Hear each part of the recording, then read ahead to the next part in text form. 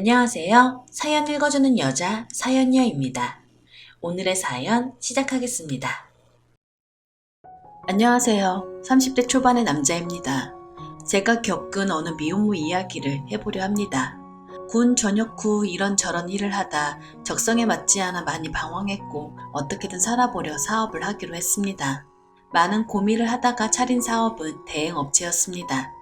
사업이라고 하기도 참 애매했지만 수중에 돈이 없던 저에게는 선택의 여지가 없었습니다.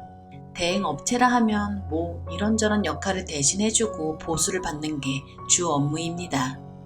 보통 하객 대행 알바나 상견례식 부모 대행 역할 이런 거 생각하시면 크게 무리 없을 것 같습니다. 돈 없이 시작한 사업은 크게 잘 되지도 않았지만 그래도 먹고 살 정도는 되어 그냥저냥 유지하며 살고 있었습니다. 어느 날 카페 보고 연락했다면서 젊은 여자로 추정되시는 분이 전화를 주셨어요. 처음엔 그냥 흔한 결혼식 하객 동원 주문인 줄 알았습니다. 늘상 하던 대로 기계처럼 상담 매뉴얼을 말해주고 있는데 그 여자분 리액션이 없었습니다. 이런 상담을 하는 게 본인도 비참할 테니 개의치 않고 최대한 비위를 건드리지 않는 단어 위주로 대화를 이어가고 있는데 그 여자분이 긴 대화 끝에 본론을 말씀하시더라고요. 아이에게 아빠 역할을 대행해줄 사람이 필요한데 이런 것도 가능하신가요? 왜 말이 없는 줄 그제야 알겠더라고요. 아빠 역할 대행은 해본 적이 없어 머뭇했지만 별거 있겠냐는 생각으로 가능하다 했습니다. 이런저런 정보와 예약을 잡았고 누굴 보낼까 고민을 했습니다. 그러다 아빠로서 제 나이도 적절했고 평일이라 예약도 없기에 제가 직접 가기로 했습니다. 그런데 이런 아빠 대행은 처음이라 뭘 해야 되는지 많은 고민이 들더군요. 조금 이상하기도 했고요. 아빠 대행은 보통 남들한테 애비 없는 자식으로 보이지 않기 위해서나 하지 당사자인 애한테 아빠인 척 하라는 경우는 거의 없거든요. 유치원 행사나 운동회 불려갔다는 사람은 몇 번 봤었는데 이런 경우는 처음이었습니다. 애랑 그냥 하루 놀아주면 된다는데 어떤 상황이 나오려나 많은 생각이 들었습니다. 사실 돌이켜보면 이때 거절했어야 하는 게 맞았던 것 같습니다. 약속 당일 그 여자분은 집으로 와달라고 합니다. 집에서 만나는 게 찝찝했지만 저희가 하는 일이 항상 찝찝함을 묻어둘 수밖에 없는 일이라 알겠다고 하고 그 집으로 향했습니다. 집에서 벨을 누르고 기다리니 모녀가 커플룩으로 흰 원피스를 입고 저를 맞이하더군요. 아이 나이는 대략 5살쯤 되어 보였고 아이 엄마는 저보다 3살 어린 여자분이셨습니다. 처음 보는 아저씨 등장에 애는 뒷걸음을 치며 엄마 뒤로 숨더군요. 그럴만도 하겠죠. 그러자 여자분이 말씀하시네요. 영미야, 아빠잖아. 사진이랑 똑같지? 인사해야지 뭐해. 아이는 그래도 많이 부끄러웠는지 엄마 뒤에서 몸을 베베꼬며 안절부절 못하네요. 그러자 갑자기 그 여자가 저에게 고생했다며 포옹을 합니다. 오는데 힘들지 않았냐면서 밥은 먹었냐며. 지 엄마가 껴안고 친한 척을 하더니까 아빠가 맞다는 확신이 들었는지 슬금슬금 제 곁으로 와서 다리를 껴안습니다. 이런 식의 역할 대행은 해본 적이 없어서 정말 당황스러웠습니다.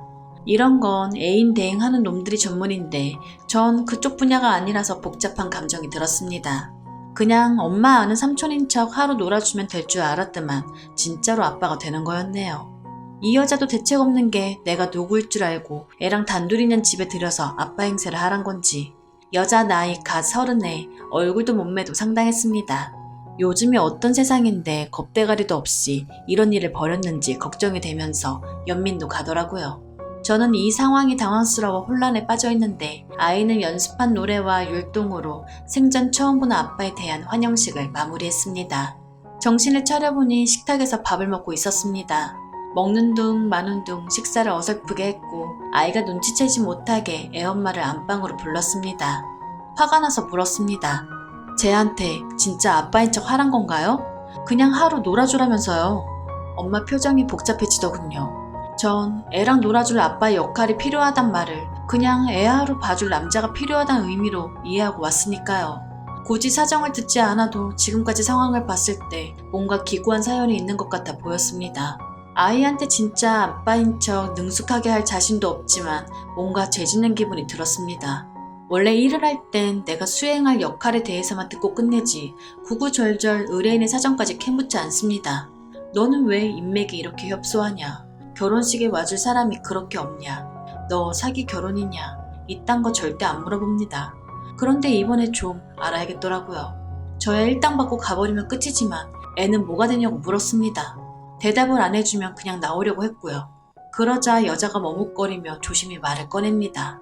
자기는 미혼모고 애 아빠는 다른 여자는 결혼했고 지금은 사고쳐서 복역 중이랍니다. 아이에게는 그동안 아빠가 못 오는 이유를 적당히 둘러댔고 매년 생일 때 올 거라고 거짓말을 해놨는데 커가는 아이가 영리해져서 올해는 가짜라도 보여줘야겠다고 생각하고 저를 찾은 거랍니다. 진짜 아빠인 척 해버리고 가버리면 애 허탈감은 어쩔 거냐고 물으니까 그건 본인이 알아서 해결하겠다고 합니다. 이 여자 답이 없네요. 지금이라도 가서 삼촌이라고 말하라고 했더니 그건 안 된다고 합니다. 사실 제 생각에도 말이 안 되는 게 지금껏 아빠인 줄 알고 춤추고 노래 부르고 뽀뽀하고 다 했는데 밥 먹고 나니 짠 나는 삼촌이지롱 하면 아이를 농락하는 것도 아니고 차마 저도 그렇게까지 못하겠더라고요. 어휴, 저도 답이 없네요. 일단 이 좁아터진 집에서 나가고 싶었습니다. 뭐랄까 숨통을 죄는 기분이 들어 아이를 데리고 근처 공원으로 나갔는데 날이 너무 춥습니다. 이 아이와 어디를 가야 할지 어디에 있어야 할지 정말 못 찾겠더라고요. 어쩔 수 없이 집으로 돌아올 수밖에 없었습니다. 집에 돌아와 아이와 간단히 놀아줬습니다. 남자 없는 집에서 엄마랑 단둘이 살아서 그런 건지 아니면 아직 어려서 그런 건지 친아빠와 전혀 안 닮았는데 저를 아빠로 철석같이 믿고 따랐습니다. 어느 싸구려 사진관에서 합성했는지 거친 뽀샵의 흔적이 역력한 100일 가족사진 들고 와서는 아빠 사진이라는데 뜨끔하다가 안쓰러워집니다. 머리엔 수만 가지 생각들이 듭니다. 짝퉁이지만 처음 본 아빠인데 이러고 집에서 시간 낭비하는 게 맞나? 그렇다고 추억을 만들어줬다가 몇 시간 후 나 퇴근해버리면 애가 겪을 후유증은 어떡하나? 영미야, 아빠랑 뭐 하고 싶어? 이 집에 들어온 후 처음으로 애 이름 불러봤네요. 뭐 대충 외식하자, 놀이동산, 장난감 뭐 사달라, 모범 답안을 몇 개 예상했습니다. 그런데 지 방으로 뛰어 들어가더니 퍼즐을 갖고 나와서 거실에 우르르 쏟네요. 퍼즐 맞추자고요. 이건 딱 봐도 초과근무 사이즈였습니다. 엄청나게 큰 퍼즐이 무려 3개네요. 아빠랑 맛있는 거나 먹으러 나가자고 아이를 회유했습니다만 꼭 퍼즐을 맞춰야겠답니다. 빨리 여길 벗어나고 싶은 마음뿐이었지만 어쩔 수 없이 묵묵히 퍼즐을 맞춰줬습니다. 백설공주가 반쯤 완성됐을 때 아이가 갑자기 발로 퍼즐을 차며 파토를 냅니다. 당황했지만 뭐 별 수 있겠습니까? 상냥하게 고객이 오케이 할 때까지 다시 퍼즐을 맞췄네요. 우여곡절 끝에 한 개의 퍼즐을 완성하고 두 번째 퍼즐을 거의 완성해갈 쯤 아빠 한 개씩 맞춰 라고 아이가 화를 냅니다. 내가 손에 가득 퍼즐을 쥐고 광속으로 퍼즐을 완성해가니까 퍼즐 조각을 빼앗아 가더니 제게 하나씩 건네줍니다. 빨리 퇴근하겠다는 일념으로 쪼그려 앉아 퍼즐을 맞춘 지 2시간 만에 처음으로 허리를 펴고 화장실에 갔습니다. 볼일을 보고 손을 씻는데 욕조 안에 뭔가 보입니다. 3번째 퍼즐에 핵심 조각들이 있네요. 머리가 멍해지고 먹먹해지더군요. 퍼즐은 핑계고 아빠가 못 가게 잡아두려는 거였습니다. 손만 씻으려고 했는데 눈도 씻게 되었습니다.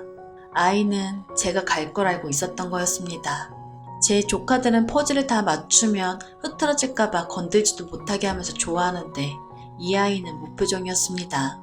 욕조에 숨겨둔 퍼즐 찾아서 갖고 나오니까 아이가 저를 허탈하게 쳐다봅니다. 결국 모든 퍼즐을 맞췄고 저는 아이와 작별을 하게 되었습니다. 여자는 제게 연신 고맙다고 하더군요. 돌아가려 신발을 신는데 아이는 울었고 저도 눈가에 나오는 눈물을 닦아야 했습니다. 눈물을 훔치고 아이를 안아주며 금방 또 올 거라고 거짓을 말해야 했습니다. 집에 돌아오는 길, 돈은 벌었는데 기분은 좋지 않습니다. 그러면서 저의 5살 때 기억을 떠올려 봤습니다. 흐릿했습니다. 기억이 잘 안 나네요. 그 아이도 무럭무럭 다 커서 어린 날의 기억을 회상했을 때 저같이 흐릿한 기억이었으면 좋겠습니다. 진짜 그 아이 상심은 어떻게 하나요? 복잡한 하루였습니다. 오늘의 사연 들어주셔서 감사합니다. 여러분의 생각은 어떠신지 댓글 달아주세요. 재미있게 시청하셨다면 구독, 좋아요 부탁드립니다.